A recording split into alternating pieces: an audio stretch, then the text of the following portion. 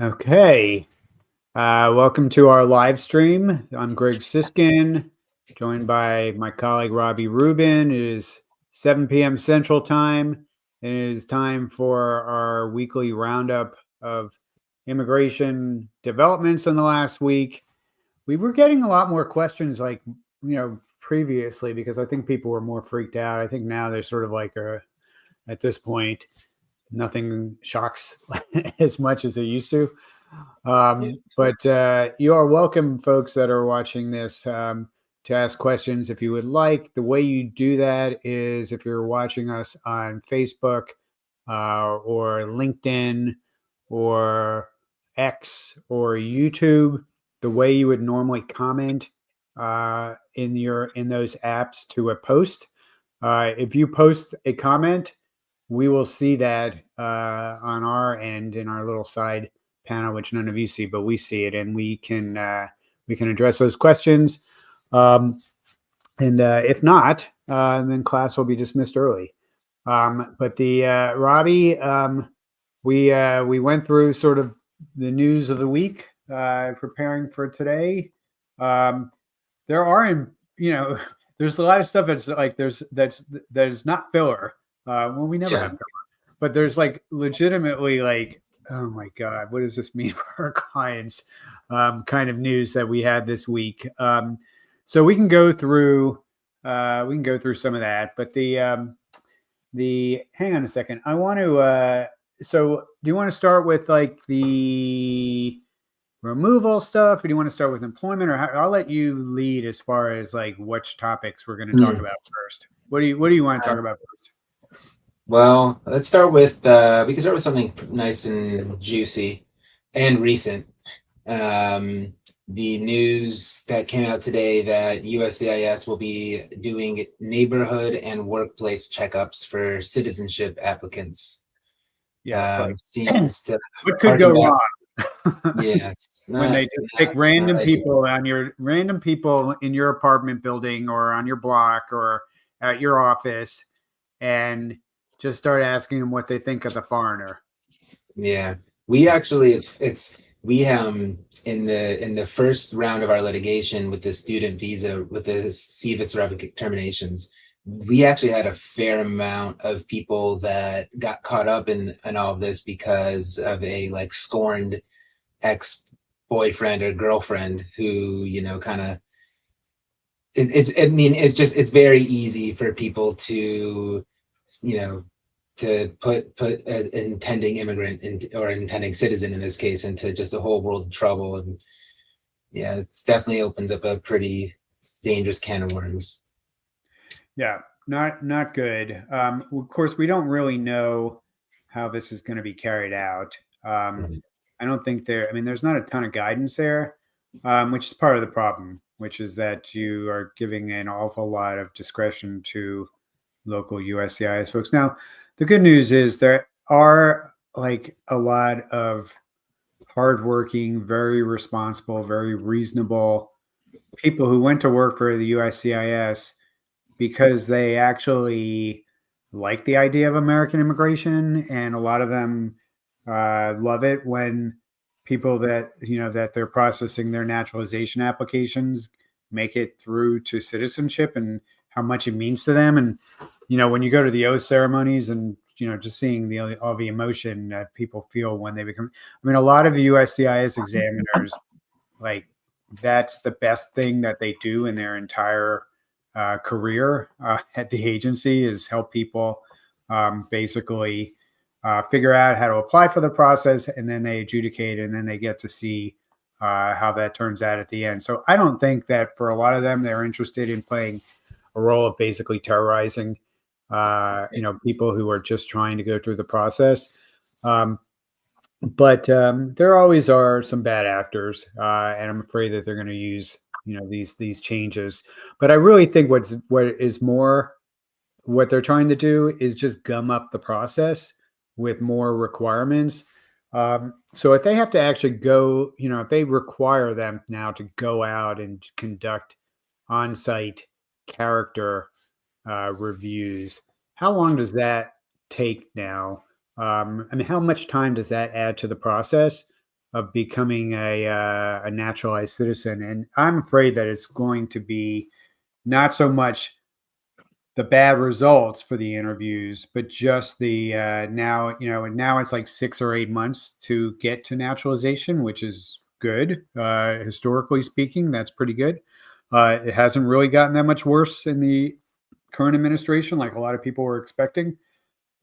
But once this gets added to the mix and some of the other recent requirements, I think we can expect probably to see these applications, take a lot longer. Now, it also may have a deterring effect where a lot of people say, you know what, I'm just gonna wait out applying to naturalize until the next administration. Although a lot of people are also saying, I'm going to naturalize as fast as I can because I need the protections from an administration that's all too happy to try and go after permanent residents that they don't like for political reasons. So who knows on that? I'm not optimistic. I do expect naturalization times to start going up probably fairly significantly after if they make this a mandatory requirement that they have to do in every case. If it's something that if a officer has some doubts, then that might be, and I haven't taken a close look yet at the memo. I don't know if you've read it, but if it's one of these where if there are suspicions based on how questions are answered, or they're not quite sure about the good moral character review, and then they go out, then it says you can go out and ask additional questions. Right. That's better than making it a sort of a routine requirement that they have to do in every case. Right. Yeah. So, yeah, it seems like it's something that is going to be pretty case by case. I don't know. I mean, I guess you'd have to put yourself in the shoes of the examiner. Yeah. They might not be so eager to get out in their car and drive around different neighborhoods. So I don't know.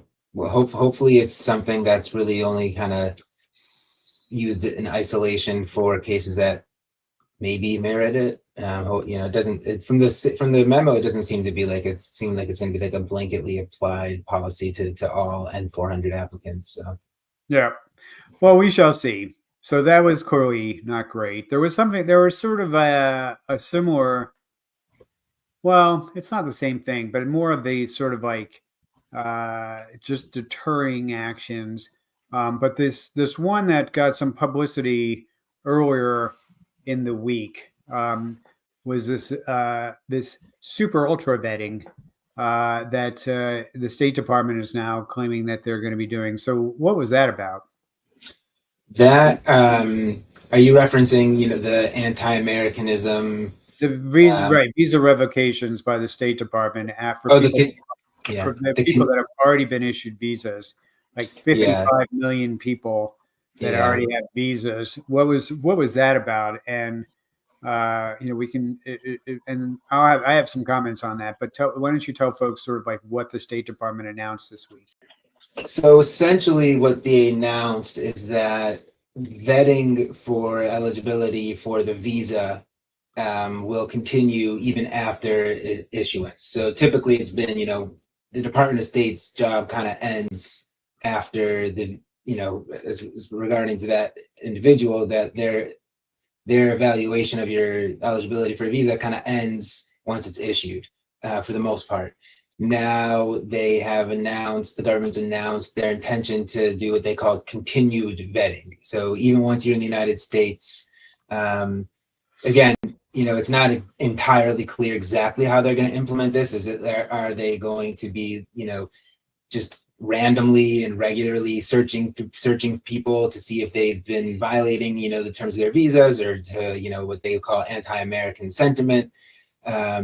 Or is it going to be the type of thing that we saw with, the SEVIS terminations, where if they pop up in a criminal database, that it's going to trigger some sort of vetting process to determine if their visa is ripe for revocation. Right.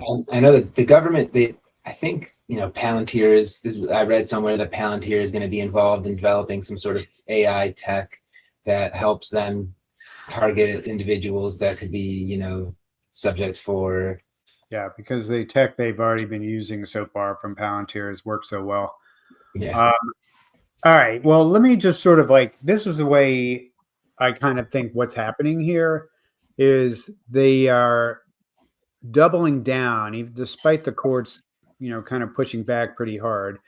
They're doubling down on what they were doing with the students at the State Right. Department, where they were, if they popped up in any in a database, it was like revoke the visa, don't ask questions, just do it, and don't do the and don't vet each case individually, which is going to be their undoing in court. The fact that they didn't actually do a review, because most of the people that they've revoked the visas for are not they are the things that they are catching in there would have been things if they had disclosed them or reviewed them at the consulate. They would not have denied the visa in the first place, because they were not grounds for inadmissibility. And so what I think is probably happening now is they are saying, we are now going, the students were basically a test case, and we're now going to extend this to H-1Bs, and we're going to extend this to people with tourist status, and we're going to extend this to any other non-immigrant status that people have. If they show up in these databases, we're going to revoke. They're also saying they're going to use it for people who overstay visas. And so what I will tell you is that, historically, it's been, look, it was, usually what would happen is if somebody overstayed an I-94 for a very short period of time, they would, we would tell them to leave the country as quickly as possible. When you apply for the visa the next time, you're going to have to disclose it. And if it was really minor, most of the time the immigration officer will still give you the next visa. But this is kind of zero tolerance, it looks like. So people need to be really, really careful about their I-94s and about overstaying for even a day, because I don't think right now there's a mood of discretion on the part of consular officers. So the State Department might revoke your visa if it's, and they have much better ways to track overstays now than they ever did, based on, they used to, it'd be very difficult for them to figure out that somebody overstayed. Now they're basically tracking everything with the electronic passports that are happening. So they will probably figure it out. And then the question is, are you going to have your visa revoked? And I would say that's very likely, for example, if you have a visitor visa, because it's a 10-year visa, and they're probably at this point not going to let a visa sit out there for 10 years. So they'll probably revoke, but I think they're going to do that probably on just about any kind of visa where they can track that somebody overstayed. And I think that's going to be really confusing. And we're going to see a lot of errors for people that have applied for extensions, for example, and it's not always showing up in the computer correctly that they have an extension application pending. So it may be the case that you file for an extension application and then you left the country, but the extension application hasn't been entered in the computer yet they can still see you having left the country. So, do they revoke under those circumstances, or is the computer smart enough to figure out that before they revoke, that they can check the system and see that an extension application wasn't filed? Do you trust it? I don't trust it. But, so we're going to see that kind of stuff happening. So that's on overstays. The criminal stuff is fairly obvious. But again, I think we're going to see a lot of people with extremely minor criminal violations, if you can even call them criminal in some cases, being caught up because they're in that database.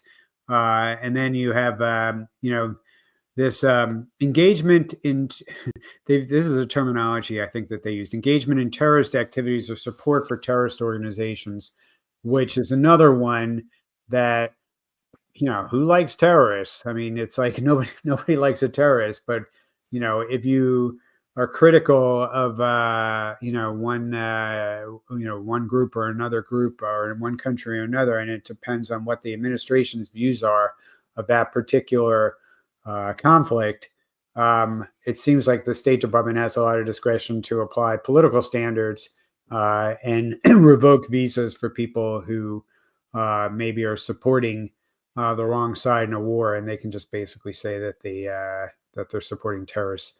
So we're not going to, with all that being said, I have a feeling we're going to see a lot of litigation about revoked visas from people that, and Robbie, like, can a person who has a visa revoked, like if they're in the US, and let's just say that they haven't been violating the terms of the visa. We're not talking about an overstay. Now let's just say we're talking about somebody who had some unpaid parking tickets or an illegal lane change or whatever it was that got them into the database. And, or they had some charge that has been cleared up. Right. And I know in our own litigation where we had 300 some odd plaintiffs in there were a lot of people who were caught up and they basically had a run-in with law enforcement, and then it was cleared up and their record was cleared because they weren't guilty of anything.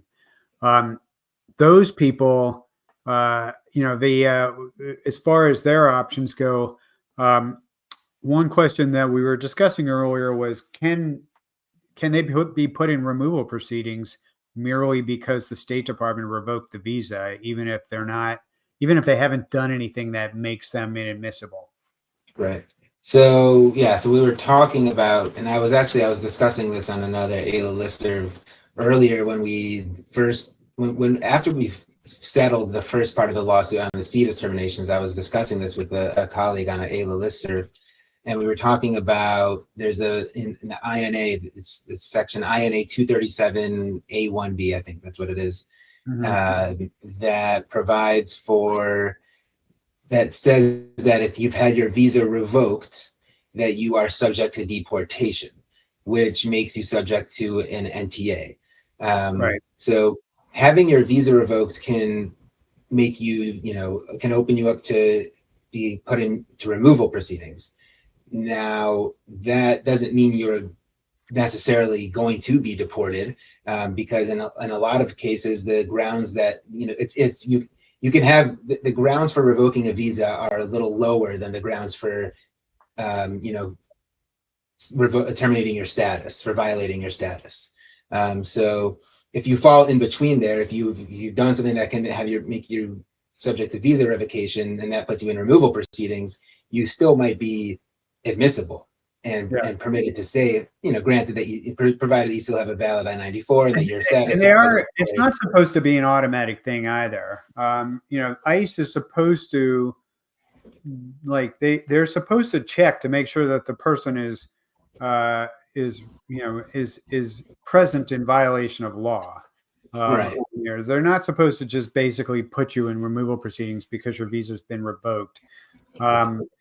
Now, it's pretty obvious that, at least with the students, that there was some coordination going on. So the idea was to get them to, it was in different, sometimes in one order, sometimes in another, but one was revoke CVIS so that they are arguably violating their status. And then the State Department could use that as the basis for the revocation, as the person was no longer in the CVIS system.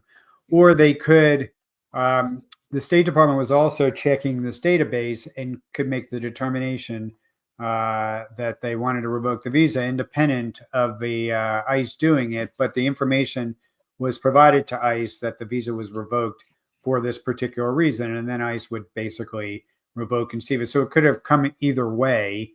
And then I think the hope was that people would self-deport after that. And a lot of people did. A lot of students left, unfortunately, because their rights were really, they had a lot fewer rights once they physically left the country. But then after that, once these cases started going to court, I mean, in our case, in our settlement that we reached with DHS, we had the DHS agreed not to pursue notices to appear for any of the students that were in our case as part of our settlement.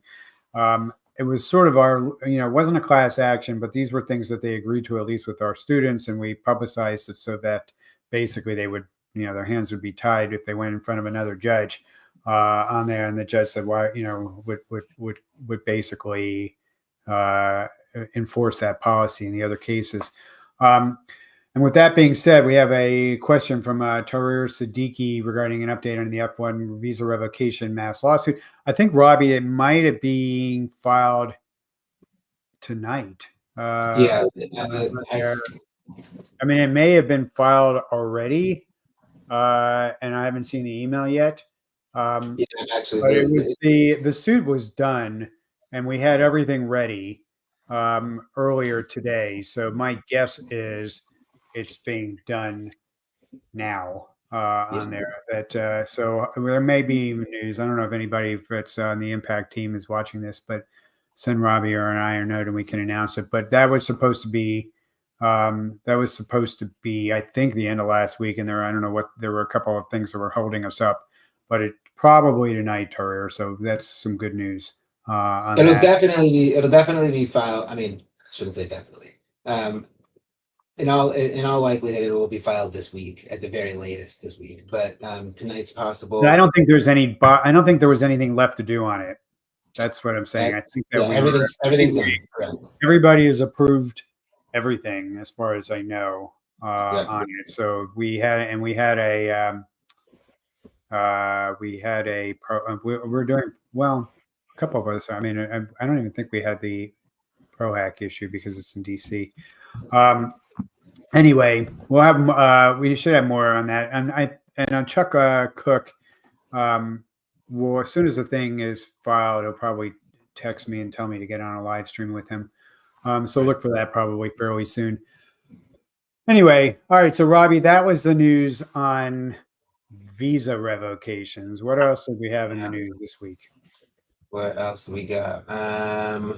We have a closure of the Alligator Alcatraz was ordered to be shut down. The state tried appealing to keep it open, and the court. I love the reason why they shut this down, though, because it sort of brings my career full circle. I started life in doing a couple of different kinds of work. I did a little immigration work almost from the beginning, but not a lot because I wanted to do immigration work. I just didn't have clients at the beginning. I was in a big law firm. They had a lot of work for me, though, in the corporate department, but also in the environmental law department. And a lot of people don't know. You can if you Google me and you Google something called the Medical Waste Handbook. I was an author of this massive book in the early 1990s on an environmental law topic, and it was like a big seller. So that environmental law book enabled me to leave my law firm and start up an immigration practice. So I credit environmental law. Alligator Alcatraz has been shut down because they did not follow environmental law. And that's why I mention it. Was it? What was it? Was it specific to the Everglades? Was that the problem? You have to go through there are all kinds of things when you open up any kind of federal facility that you have to go through to show that you've complied with a variety of environmental laws that apply to the federal government for things that they are working on. You have to do an environmental impact statement. There's like a whole slew of things that they had to do. You can't just say tomorrow, hey, we're opening up a detention center in the middle of the Everglades. Whether they could do that from an immigration law perspective or not was questionable, but the environmentalists, I thought it was really quite ingenious for the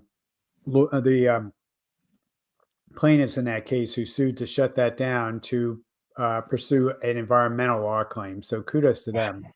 And that was but anyway, that was that's why Alligator Alcatraz was shut down. I have a feeling that's going to be a headache as far as all this money that ICE is getting to open up detention facilities.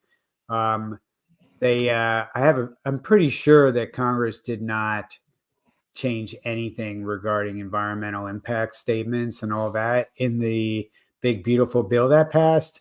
So they did find a way, I think, to potentially slow down some of that process. So that's creative lawyering for you.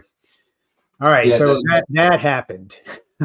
The local tribe in Florida is called the Oh, the Miccosukee. Miccosukes. That's right. I know the Miccosukes because I grew up in South Florida. And you know what the irony is? The irony is that as kids, you would take field trips to the Miccosukee Nation, to the reservation. And what did Mhm. they have at the Miccosukee reservation? Alligator wrestling. That's funny. That's what that was like a big thing. I don't know if that's like nowadays it's probably like considered like something that's in politics, Probably. but to Yeah. do alligator wrestling. But that was like a big thing that you would go to the Miccosukee reservation to see. So anyway, it all comes back. Yeah, that's funny. Um, and then similar-ish news is the proceedings of Kilmar Abrego Garcia, who I think earlier this week or maybe late last week was released and brought back to the United States. Right. He was in Nashville, which is in our neck of the woods. Right. Um, and it's kind of like strange how he ended up here, but there was an arrest in East, I think it had to do something like East Tennessee where the accusations are, as far as, the alien smuggling, which I think he was basically carpooling, or Yeah. something like that. But they made it sound like it was like human trafficking, on there as opposed to That's just what the helping. charge was, yeah. Right. So, yeah, and Waverly Crenshaw was the judge in Nashville, which I, so that law firm where I wrote that environmental law book that I started with, he was a fairly junior associate there too, the judge in that case. So, I don't know how he is as a judge. I've never appeared in front of him, but he was a fine person. He was one of my favorite people at that big law firm on there. So I was really happy to went several years ago when he became a federal district court judge. But I'm happy that Waverly was on the right side of justice in this case and wasn't having Yeah. it. So yeah, so it Judge says Crenshaw, I have to say Judge Crenshaw, but he was Waverly when I knew him. So right, so I think where it stands now is he's in detention again in Tennessee, and the administration announced No, I their think he's in desire. Virginia. Well, he was detained. He was I he think was they in, sent him back to Maryland. He went back to Maryland, and then he had in to do a Baltimore. check-in. He did a check-in with ICE, and Yes, then they arrested him, and they wouldn't and they let him go to Virginia to a detention facility there, and the judge said, you cannot move him again from here because what they're afraid of is that they're going to send him to like down to Louisiana or someplace where it's going to make it very difficult for his family to be anywhere near him and all that. But and I don't think he had his hearing today, but basically the Maryland District Court judge gave him gave him a right to a hearing because they want to deport him to Uganda, which yeah, seems completely punitive, especially since the lawyer in that case, who's been in the media for the last couple of days, has been saying, "Hey, Costa Rica has offered to allow him to go there and seek asylum there and not remove him right, to a third country." Um, so that's a separate issue that that a judge is going to ask before they allow him to go to Uganda. Is like what happened with that, but he's probably not going anywhere. I think because I think that they still haven't demonstrated that this guy is properly removable. I mean, I think the best case scenario for the government at this point is to get this guy's removal. Well, they probably at this point will have to try him again on these new charges, and then they would have to basically put him in removal proceedings again on there. right. And then we're kicking the can how many years down the road at that point? Because if he's, I think he'll have a claim to asylum.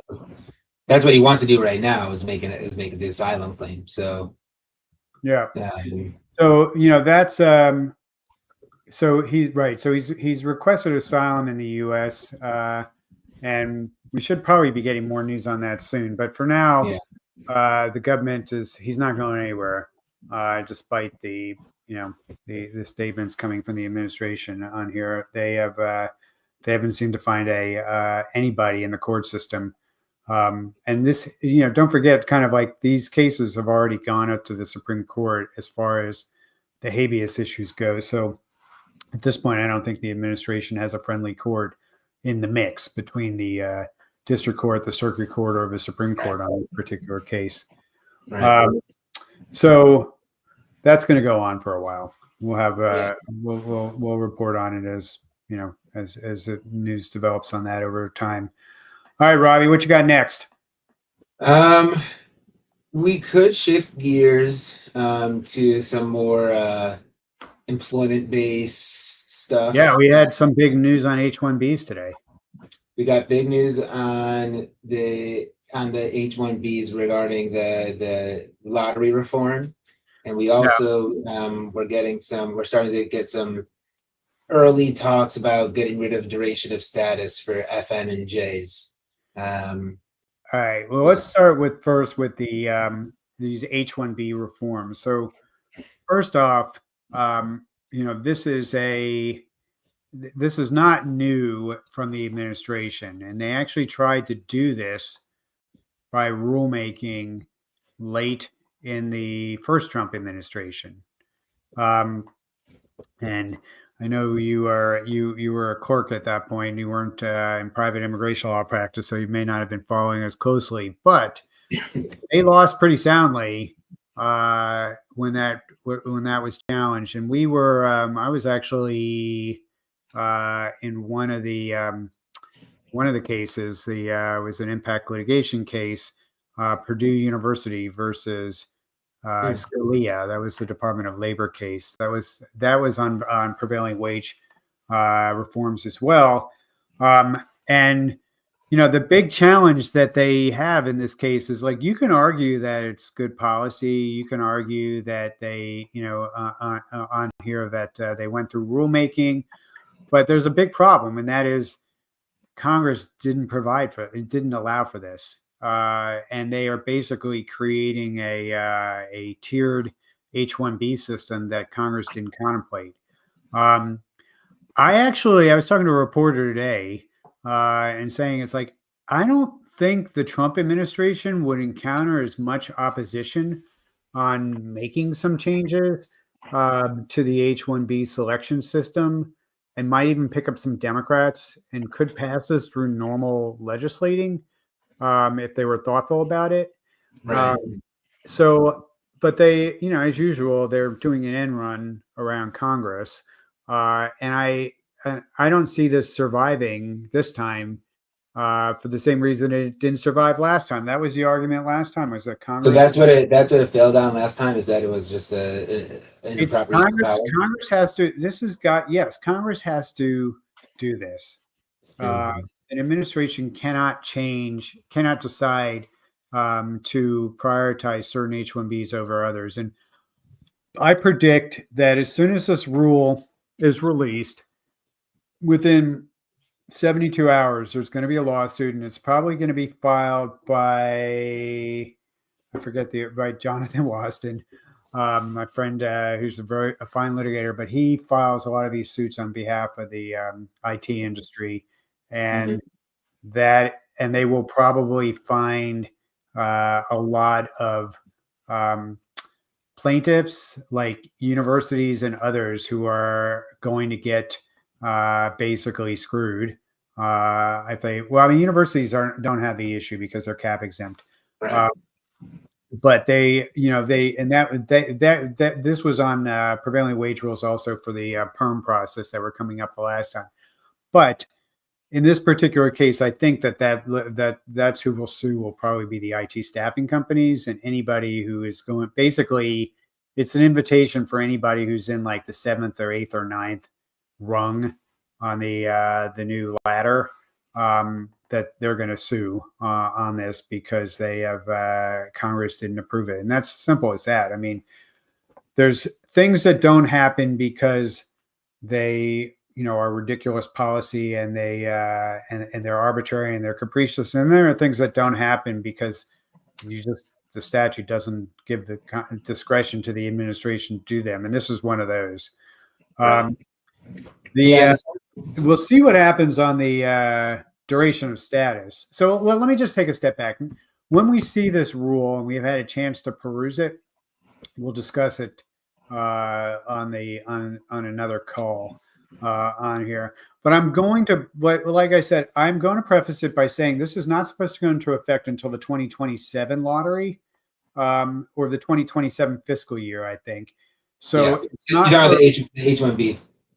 Right. So it's not for a little while. And I am just telling people, it's like, just take a step back. As many things with this administration, they like birthright citizenship. Everybody was panicked in the H-1B community and others when that happened. And a lot of us were saying, if you go back and you can watch the recordings, we were saying, it's like, just take it's scary, but they are on pretty bad legal grounds for that. And the courts pretty much agreed with that immediately.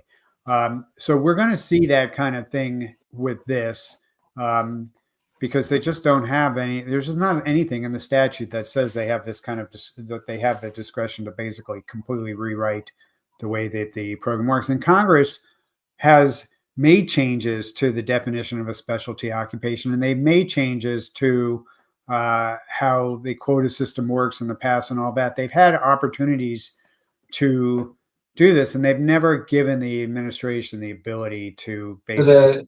So the H-1B modernization rule that happened at the end of Biden's administration, was that done through Congress? The modernization rule, and there's actually probably some litigation that was going to be surrounding that, but that was done. That was done by rulemaking, but they had a little bit more leeway on the enforcement rules there. And as far as enforcing rules in the H-1B space, they could do more so on that. But there's nothing in the statute that says if somebody meets the definition of a specialty occupation, they can prioritize some people over other people. Right. Yep.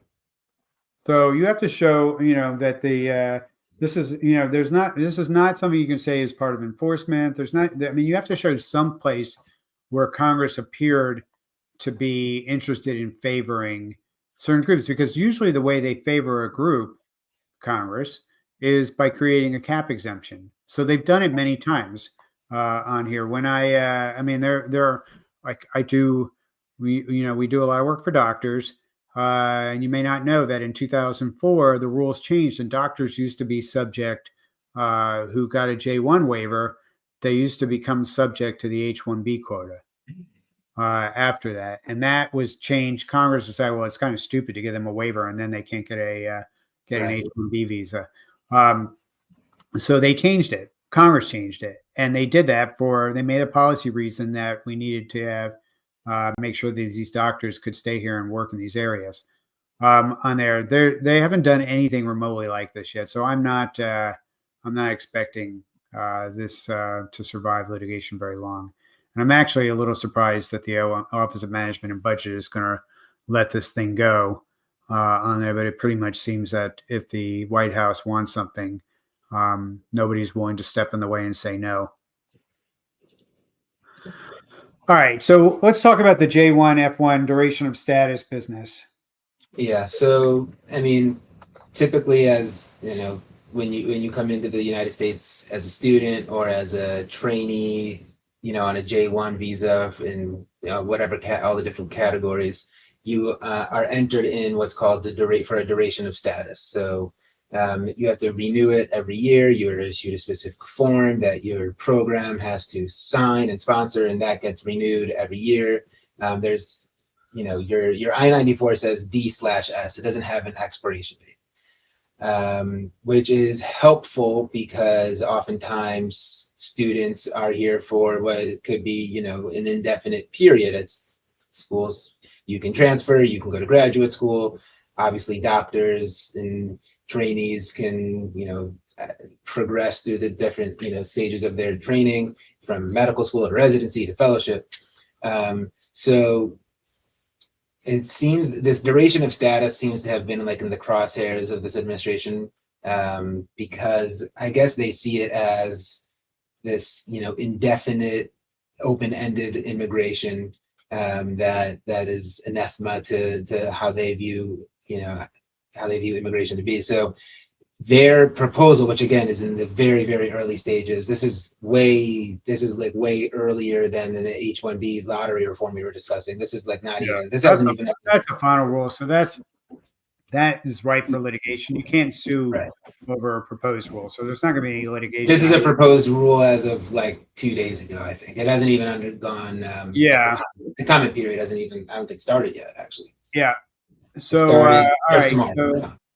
So what they're proposing is, instead of a duration of status, that the end date, there'll be an end date. So if you're coming the I-20 end date would be the day they used for the determination of what your I-94 would refer to.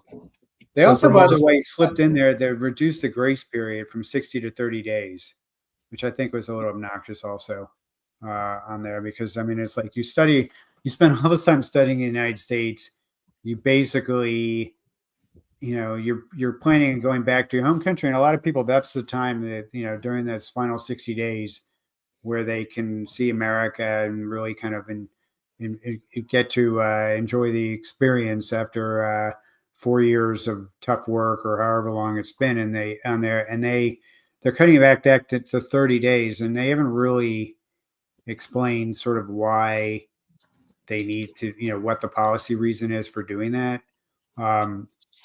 So I'm a little disappointed as well. And then also it means that the entry period also is going to be shorter for when you can enter the United States before you actually start your courses, is going to be shorter as well. So what is it? Is it on the front end? Is it 10 days? It's on both. I think actually for students, for J's get 30 days before and after, and students get 60 days. It's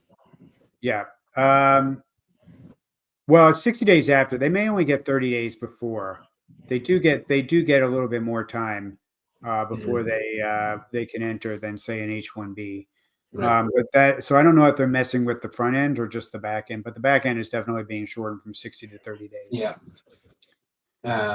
And then Tahrir also asked another question. He said, would the duration of status rule apply retroactively to current F1 holders? And I believe the answer to that question is no.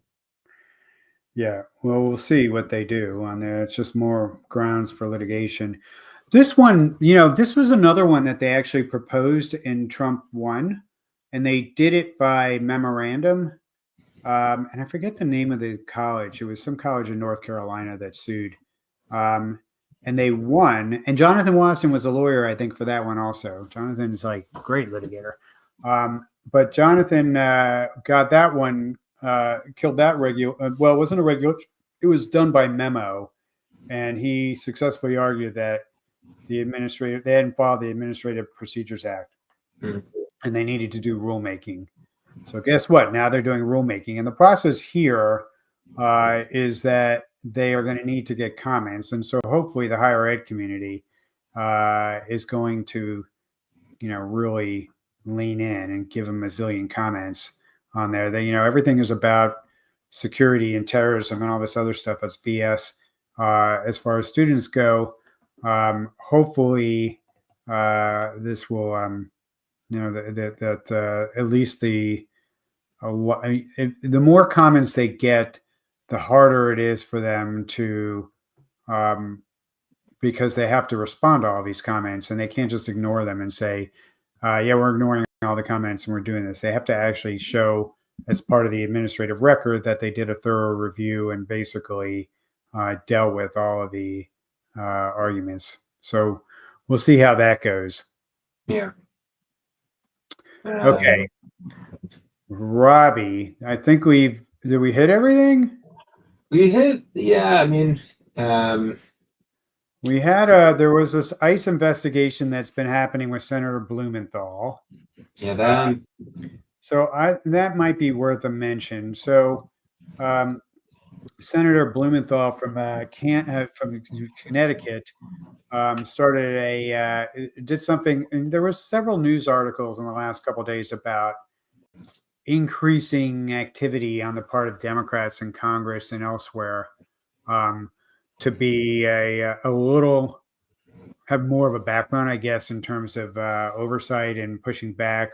A lot of more surprise visits to ICE centers. Senator Blumenthal, though, in the Senate, did what he did. I think was interesting, which was that he's basically opened up his own investigation. And also, Senator Ossoff has done another one that's similar, where they are using their offices and with the Democrats having sort of side hearings and investigations and doing a lot of the things that oversight that should be happening with the committees themselves. But since there's no oversight of the administration that's happening in Congress, the Democrats are kind of doing it on their own. So I'd expect to see more of that. And then the only other thing I had in my notes to mention was, we were talking about the National Guard, which, everybody's been seeing in the news, obviously, the National Guard in D.C. And one of the things the National Guard in D.C. has been doing has been they have been assisting the local ICE offices, the local ICE office, in doing investigations. What I didn't realize until Wall Street Journal was reporting on it was that that's happening all over the country, that there's 1,700 National Guard troops in 19 states that are working with ICE and DHS and immigration related tasks. So it's not just happening in DC, it's happening all over. And, I feel bad for the National Guard troops that this is not like ICE. You can argue that you sign up for ICE, you know what you're getting into. These poor National Guard young men and women, sometimes not so young, this is not what they signed up for. They signed up for, helping protect their, protect their states when there's disasters going, or protect people when disasters are going on, go off to foreign wars when the army needs help, that kind of stuff. But this was not, for probably most of them, this was not what they thought was happening. And the other thing is, I'm really kind of nervous as well about like long-term recruitment for the Army and for the National Guard. That that people are going there to protect the country against foreign invaders and help the U.S. Protect protect our interests overseas. A lot of them are going to be saying, "I don't want to be an immigration enforcement officer, and I'm not signing up for the military because that's not what I want to be doing with my life for the next several years." So we'll see what recruitment looks like in a year or two with the armed forces and and with the National Guard. I think that's our list. It's 10 minutes of. We did have a question from somebody asking us about any. Have you noticed any recent impacts to perm applications for EB2? Perm has been relatively quiet. There was some chatter in our attorney chat, I think this week, of people getting, I think times getting a little better. Yeah. I don't want to like knock on wood on here. You don't want to like, we said, we say that, and then we were saying this a month ago about naturalizations. Naturalizations, prosecuting times are still pretty good. Seems like it's still happening. Seems like, on there. And then of course they just hadn't gotten the naturalizations yet. And now we're singing a very different tune, saying it's like, lawyers like, we basically need to plan on devoting a lot more time resources for these cases because it's going to be a lot more work for us than they were before on there. So Chrissy and Z, I think the answer is so far no news is good news on that, but be vigilant and keep up with the news. But so far so good. All right. Well, I don't think I have anything left to talk about for today. and that's and I think that we'll see on. I'm not sure who's coming up next week, but I want to wish people a happy Labor Day. We kind of forget that the Labor Day holiday has a lot of roots in early immigration in the United States, and the labor movement in this country. Um, Back in the early origins of the labor unions, the AFL-CIO, almost all of the unions were founded by immigrant workers.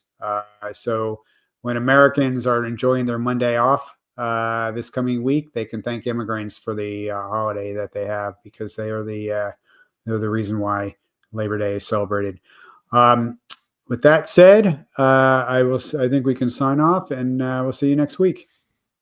Take it easy, Bye, everyone. everyone.